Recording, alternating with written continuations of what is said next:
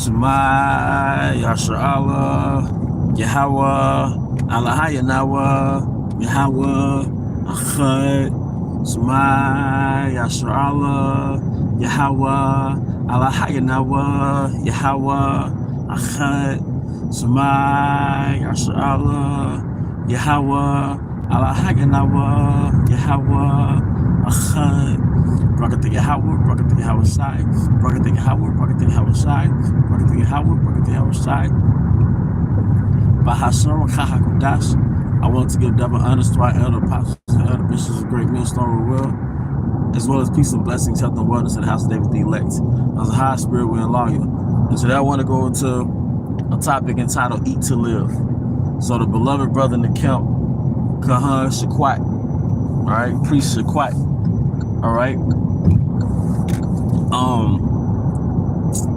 He sent me a video by Patrick Delves, and I woke up in the morning. I wake up pretty early to get up to go to work early, and I woke up in the morning and I watched the video, and it was basically Patrick Delves, the herbalist, down the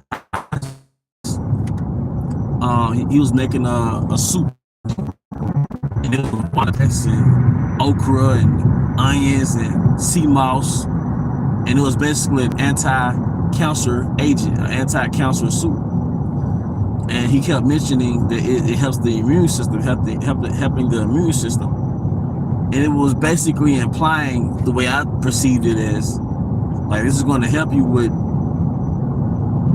pandemics, you know, with different things that attack the immune system. So like it's sort of insinuating that things are going to come that's going to compromise your immune system. So first and foremost, we have fasting, we have prayer, we have Yahweh Bahasham Yahweh Shai. We have Yahweh Bahasham Yahweh Shai. But Yahweh Bahasham Yahweh Shai did say, pursuing to Sirach the 38th chapter, that medicines come from the ground. All right. So it's right on point with the scriptures when he's bringing up these soups, these concoctions. When he has the watercress, he has the sea moss, he has the honey, all right, he has the onions and the okra and all those different things, man. Okay, he has those different things. You're eating for your body. You're eating to live. You're eating to invigorate your immune system, man. All right. You're eating to feed your cells, all right? In the Western paradigm, in the American paradigm, you're eating to feel good. You're eating for comfort, all right? You're eating for pleasure, you see? In America, you eat for pleasure, you see? But the cost of that pleasure is sickness. And there are a lot of lives that were lost from 2020 to now, because so many people, they didn't have faith in the Heavenly Father. They took the jab, and they already had underlying health illnesses in a lot of cases, and a lot of lives were lost, man, from 2020 to now. All right, but those underlying health issues came from the standard American diet, and a lot of the lives that were lost were a part of the Christian world, because your preacher is not telling you how to take care of your body. He's not telling you about the dietary law, the not eat scavengers, all right, the not eat pork, catfish, and shrimp. He's not telling you that you should stay away from processed food. He's not telling you those things, man. He's not telling you that instead of taking some jab, all right, that you could, well, first of all, he's not telling them the name of Yahweh Bahasham Yahweh Shai.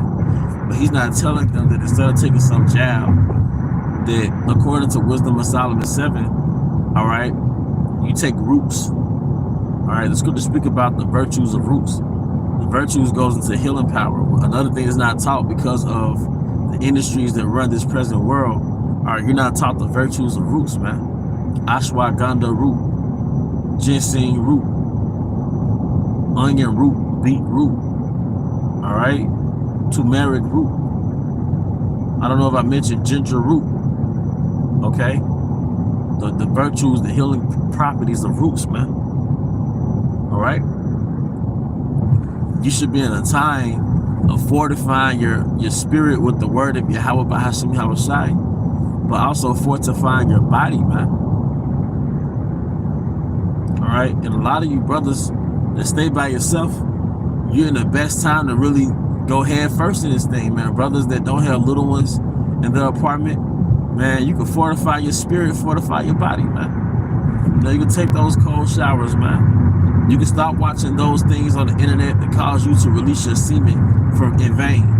Because the truth be told, when you excessively release your semen, you weaken your immune system, man. When you retain your semen, that semen is reabsorbed into your body and it fortifies your body.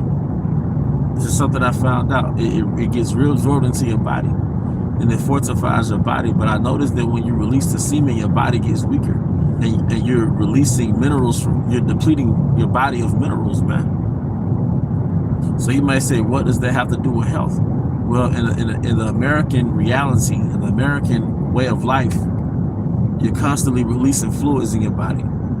You're constantly releasing fluids from your body. You're constantly releasing life force from your body in the form of excessive sex or excessive ejaculation.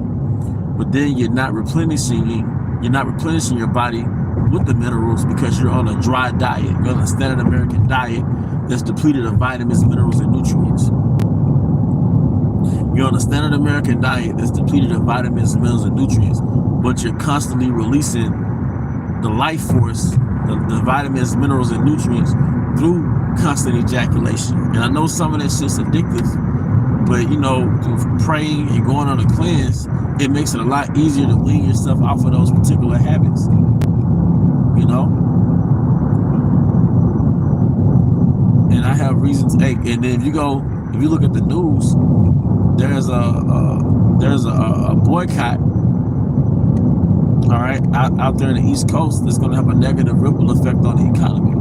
And when that boycott ensues and it's extensive, guess what? It's going to cause inflation. The cost of a lot of goods are going to skyrocket. You need to know how much food you can not eat. You need to know how long you can go without eating. Now, the scripture says that we're going to eat and have abundance. We're going to be merry. But there are going to be rough times before that happens, man. Some brothers are going to get tested on different levels. But you don't want Esau to be the reason why you're forced to miss a meal. All right, a lot of Americans don't understand that when you stop eating, that you start healing. That when you stop eating, you start healing. You see? And those cravings that you have that got you going crazy and you're irate and you're frustrated, that's not natural. That's a withdrawal from the chemicals that they put in the so-called food. Those cravings that make you go crazy because you're not eating, all right? You missed one fucking meal, all right? You already ate 2 meals. Now it's 6 o'clock. You're supposed to eat a meal at 6, but you didn't eat the meal at 6. It's 9 o'clock. You didn't eat your last meal. Now you fucking going crazy. It's not natural. The body was meant for feast and famine, all right? You could overeat on the weekend, hypothetically speaking, and go on a fast the next day. You see, you could go to a cookout and say, damn, I might have done too much, and go on a fucking water fast, man. But here it is, you going crazy because you didn't have your last meal.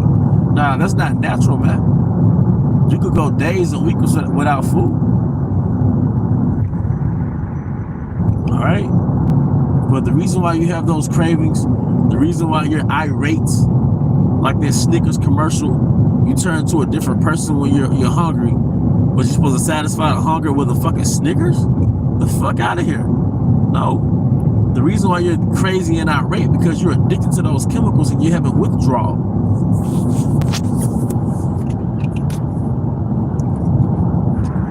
Monday I came to work and it's like, damn, I'm not even hungry. What the hell?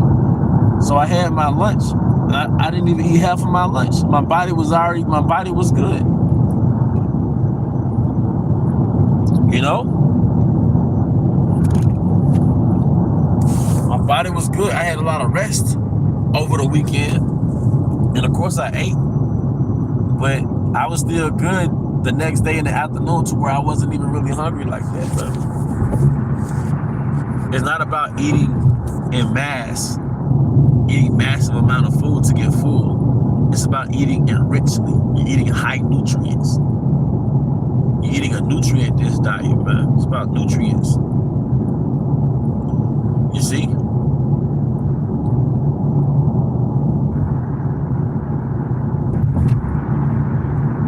It's not about eating mass.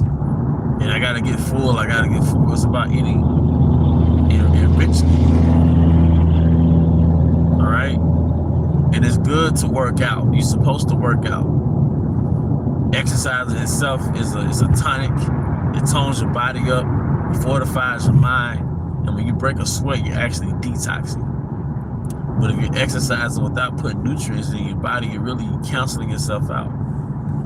And if you watch being like Cali Muscle, and I forgot the other Jake that's a bodybuilder, they did admit to using steroids, but they worked out like they were professional bodybuilders, but they ate garbage. They had the standard American diet, and they eventually had heart attacks. And the #1 cause of death for the so-called black man in America after the age of 44 is a heart attack. It is heart disease, man.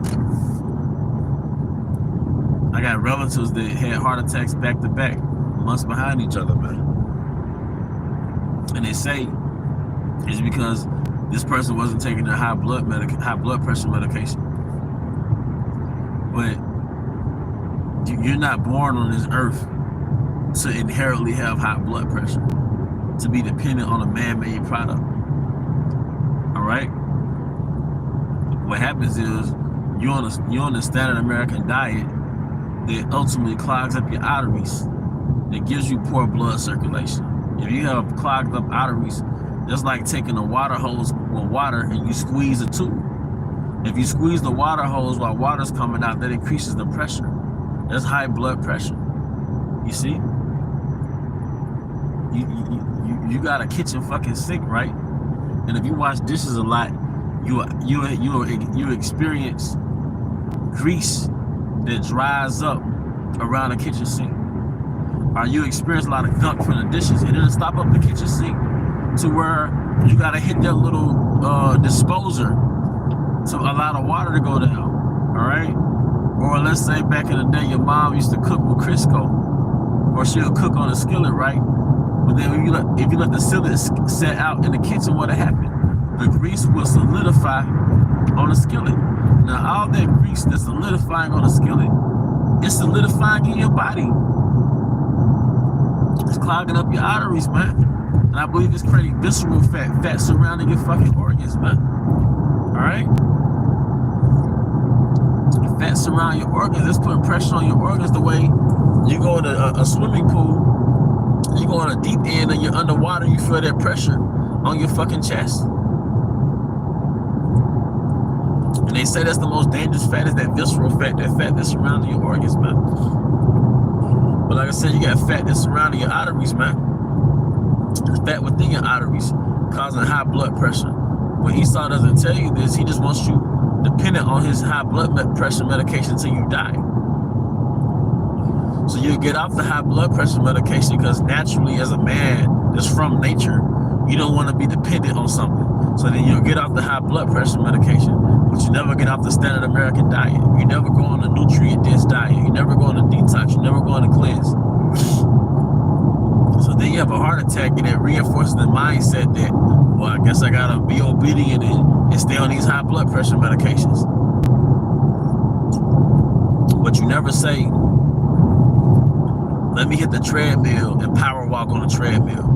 Let me increase the incline on the treadmill and go power walking. Let me look up foods that actually scrub the plaque off my arteries, man. You know? Let me go on a cayenne pepper cleanse. All right?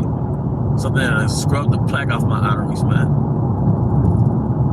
Let me incorporate leafy greens into my diet. Let me get rid of processed food, man. All right?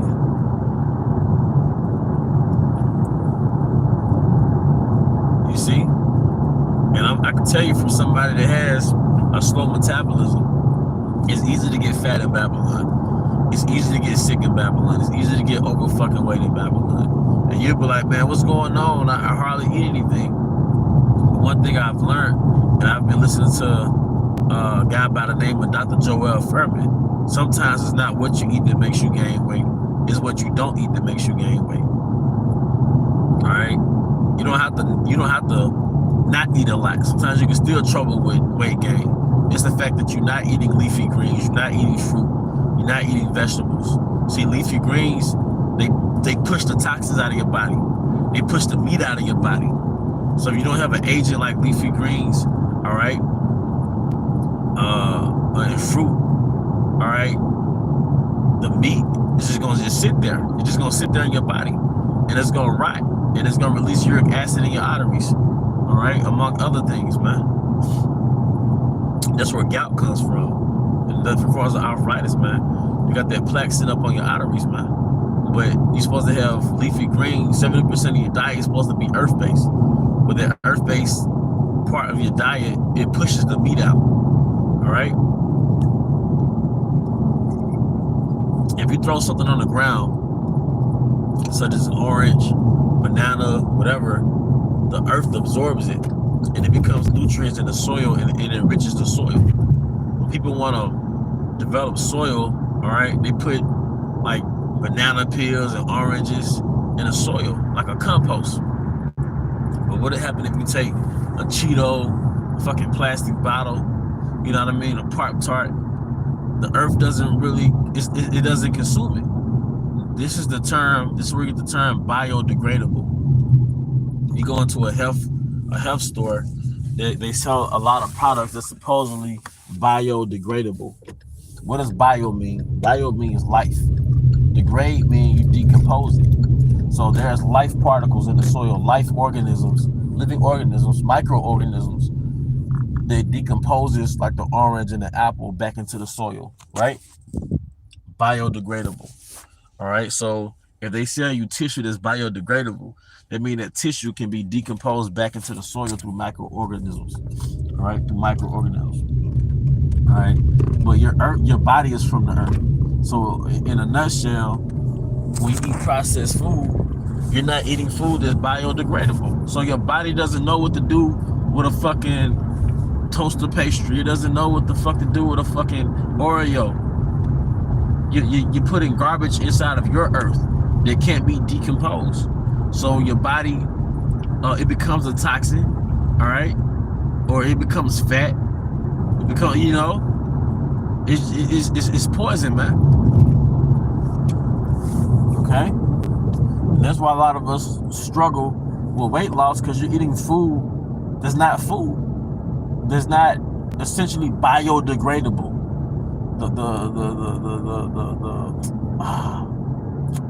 The ecosystem, there's an ecosystem within your stomach. There's an ecosystem within your digestive system. All right? And I can't think of the name right now. But it's the ecosystem of good bacteria and bad bacteria in your body. And together they create an equilibrium. All right? But they're responsible, all right, for basically the proper digestion of your food. But when you take probiotics, it's supposed to feed the ecosystem. Nevertheless, when you eat poor food, processed food, you destroy the ecosystem, man. All right? Microbiome, which micro means tiny, small. Biome goes back to life, goes back to bio. You got small life. What is a small life? Is the different bacteria that breaks down the food in your digestive system, the microbiome. But it's just like the microbiome in the soil. You got different agents that break down food to go back to the soil. But you got different agents that break down food in your body. They have to break it down. When you eat standard American diet, it destroys the microbiome, or the little life that breaks down your food, which this is just bacteria, different forms of bacteria. That's why we eat or we drink probiotics. See, the antibiotics that they give you from the doctor, it destroys the good and the bad bacteria. It's antibiotic, anti-life. All right, you eat probiotics. okay? Because you need the bad bacteria. They work in alignment with the good bacteria. It's like an equilibrium, you see? But that's pretty much the point, man. You know, it's not just about knowing you're Israelite, which is a beautiful thing, but you have to think about context. In Jerusalem, we didn't eat this bullshit. All right, you follow the dietary law, but we essentially ate Mediterranean. We essentially ate like in Turkey, like you know how to eat in Turkey or whatever, man. You know, you have to factor in that there was no standard American diet in Jerusalem. So a lot of us, we don't eat pork, catfish, or shrimp, but we still struggle with so many health issues because we never cleanse, we never fast. There's no way that's 100% right in America. Everything is fucking polluted. And one of the most potent things you could do is go on a cleanse or a detox along with fasting. You have to have a system that allows you to push the bullshit out. The air we breathe is polluted. The water we drink is polluted. You know?